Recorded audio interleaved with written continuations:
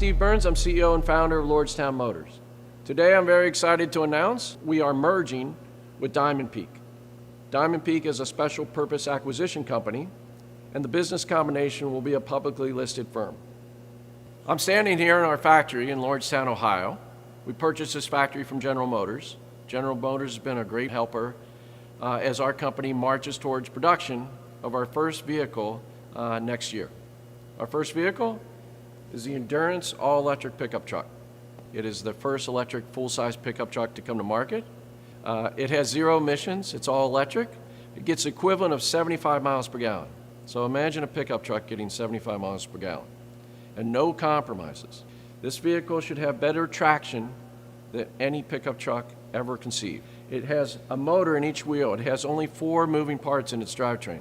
You know, a typical 4-wheel drive pickup truck will have over 2,000 moving parts in its drivetrain. We've completely reinvented the pickup truck here. So we're very excited.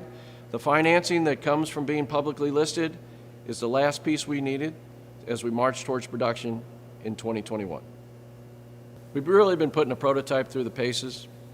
You know, we released a video, it shows it in its typical work environment. We have farmers and construction workers and hauling, towing, dirt, mud.